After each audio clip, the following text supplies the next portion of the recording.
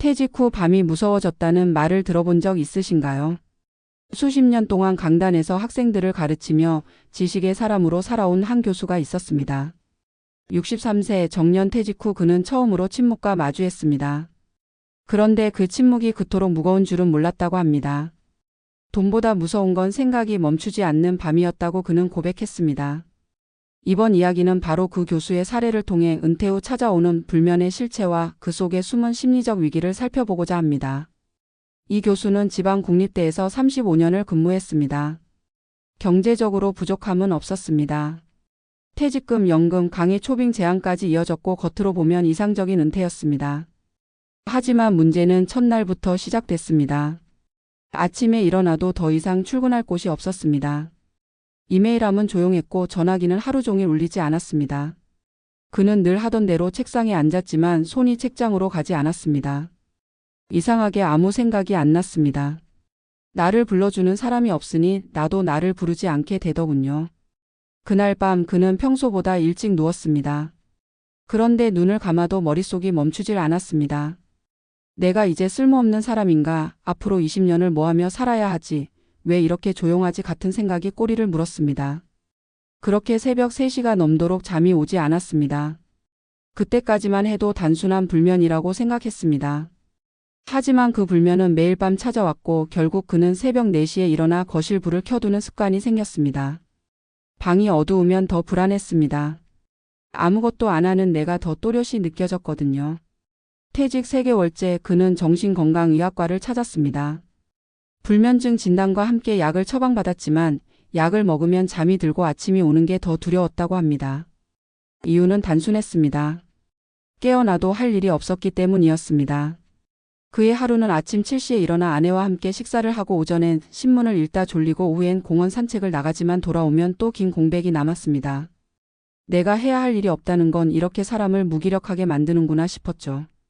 이 교수의 사례는 한국의 고학력 은퇴자들에게서 자주 관찰됩니다. 사회적 역할이 뚜렷했던 사람일수록 은퇴 후 정체감 상실을 크게 겪습니다. 이를 통해 존재 이유를 증명해왔던 사람들은 갑작스러운 공백을 견디지 못합니다. 그래서 불면은 단순한 수면 문제가 아니라 존재감의 상실이 신체로 드러난 첫 번째 신호입니다. 특히 교수, 교사, 공무원, 기업 임원 등 규칙적이고 권위 있는 직업을 가진 사람일수록 이 증상은 심하게 나타납니다. 심리학에서는 이를 역할 상실 후 위축 증후군이라 부릅니다.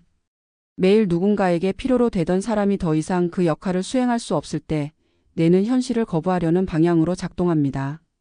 그 결과 생각이 과도하게 많아지고 밤이 길어지고 몸은 피곤한데 잠은 오지 않는 상태로 이어집니다. 이 교수는 이런 말을 남겼습니다. 나는 평생 남의 성취를 평가했지만 정작 내 삶을 평가할 기회는 없었구나. 그래서 잠이 오지 않았던 것 같아요. 불면은 은퇴 후 가장 흔한 초기 증상 중 하나입니다. 국민건강보험공단 자료에 따르면 60세 이상 불면증 진료자는 10년 새 2배 이상 늘었습니다. 단순히 나이가 들어서가 아니라 삶의 중심이 흔들릴 때 수면의 균형도 함께 무너지는 것입니다. 낮 동안의 활동량이 줄고 사회적 접촉이 사라지고 머릿속의 생각은 멈추지 않으니 자연히 수면의 질이 떨어집니다.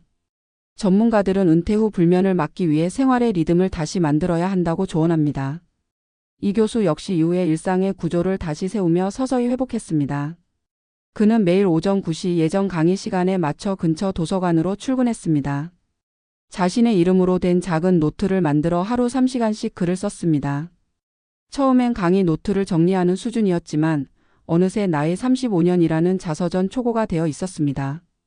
놀라운 건 그가 일기를 쓰기 시작하면서 불면이 점점 사라졌다는 점입니다. 매일 자신을 되돌아보는 루틴이 생기자 잠을 억지로 자야 하는 시간이 아니라 하루를 정리하는 마침표로 받아들일 수 있게 됐다고 합니다. 지금은 새벽에도 깨면 불을 켜지 않습니다. 그냥 그대로 누워서 내일은 뭘 할까 생각하다 보면 자연스럽게 잠이 듭니다. 그는 그렇게 웃으며 말했습니다. 결국 은퇴 후 불면은 몸의 병이 아니라 의미의 병이었습니다. 인간은 목적이 있을 때 쉴 수 있는 존재입니다.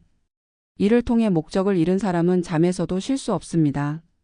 그래서 은퇴 후의 첫 번째 과제는 잠이 아니라 삶의 이유를 다시 만드는 것입니다. 이 교수는 지금도 가끔 학교 후배들에게 이런 말을 전합니다. 퇴직 후에 잠이 안 온다면 당신은 아직 살아있다는 증거입니다. 그건 두려움이 아니라 새로운 의미를 찾으려는 몸의 신호예요. 이 이야기가 우리에게 던지는 메시지는 분명합니다. 돈은 우리의 잠을 편하게 해줄 수 있지만 삶의 의미가 없다면 그 편안함도 금세 무너집니다. 퇴직 후의 불면은 단순히 나이 탓이 아니라 삶의 방향을 잃은 뇌의 혼란에서 비롯됩니다. 그러니 오늘 밤 잠들기 전 이렇게 스스로에게 물어보면 어떨까요? 나는 내일 무엇을 위해 눈을 뜰까?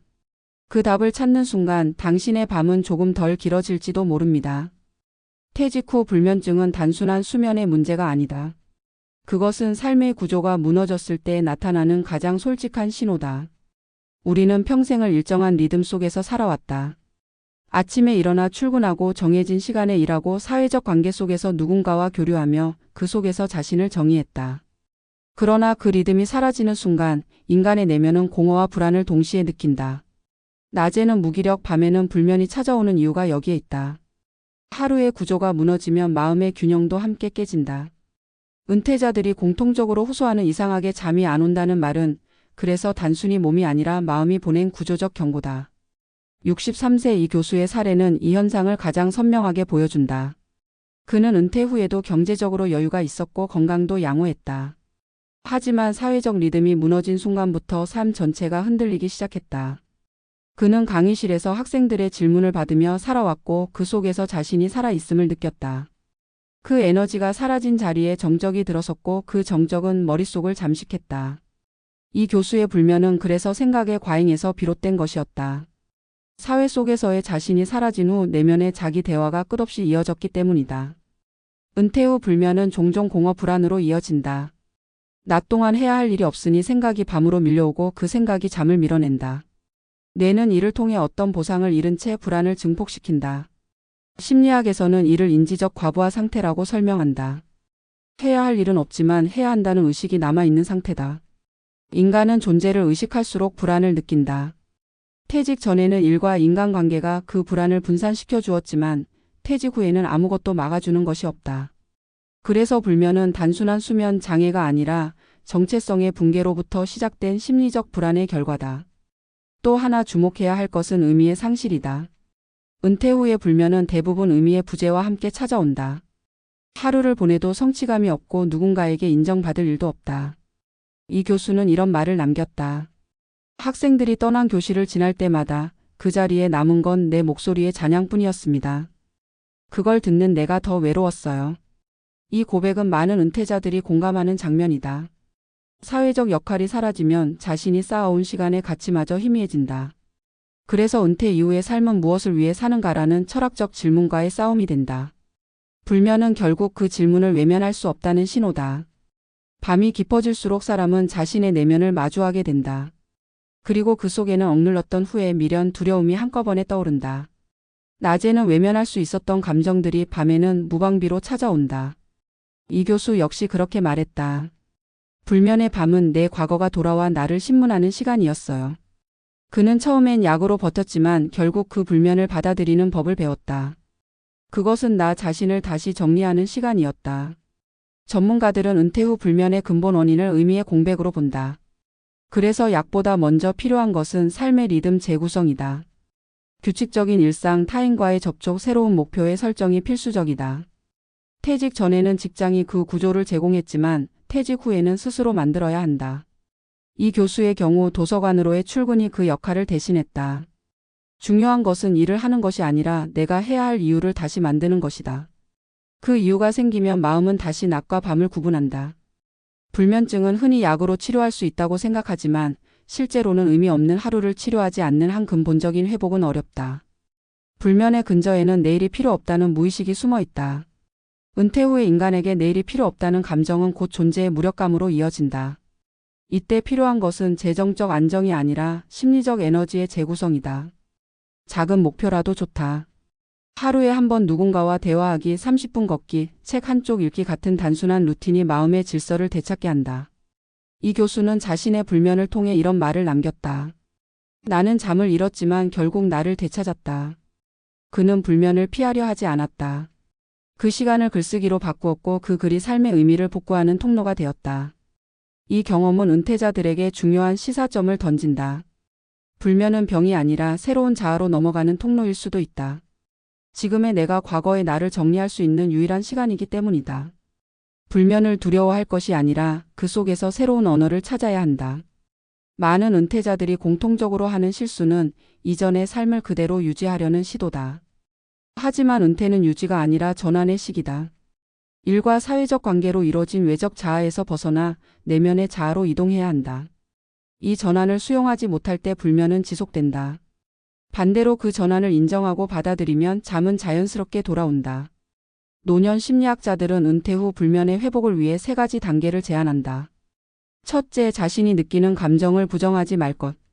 불면을 숨기려 하지 말고 그것이 무엇을 의미하는지 스스로 묻는 것이 출발이다. 둘째, 하루의 구조를 다시 세울 것. 단 한 가지라도 내가 해야 할 일을 정해두면 마음이 방향을 갖는다. 셋째, 타인과의 연결을 유지할 것. 사회적 접촉은 불면의 가장 강력한 완화제다. 인간은 관계 속에서 안정감을 회복한다. 이 교수의 회복 과정도 결국 이 3단계를 충실히 밟았다. 그는 자신이 무너졌음을 인정했고 하루의 루틴을 만들었으며 후배 교수들과 정기적으로 만나 대화했다. 그리고 어느 순간 이렇게 느꼈다고 한다. 잠은 억지로 재우는 게 아니더군요. 내 마음이 낮에 충분히 깨어 있을 때 밤은 스스로 쉬더군요. 이 말은 은퇴 후 불면을 경험하는 이들에게 깊은 울림을 준다. 우리가 배워야 할 것은 결국 쉬는 법이다. 쉬는 것은 단순히 아무것도 하지 않는 게 아니다. 자신과 화해하고 새로운 의미를 만들어내는 적극적인 행위다. 일할 때는 타인을 위해 살았다면 이제는 나를 위해 깨어 있어야 한다. 은퇴 후 불면은 몸이 아니라 영원히 쉬는 법을 모른다는 증거다. 이제 질문을 바꿔야 한다. 왜 잠이 안 올까가 아니라 나는 오늘 얼마나 나답게 살았나로. 불면은 그 답을 찾기 전까지 우리를 멈춰 세운다. 그것은 괴롭지만 동시에 친절한 신호다.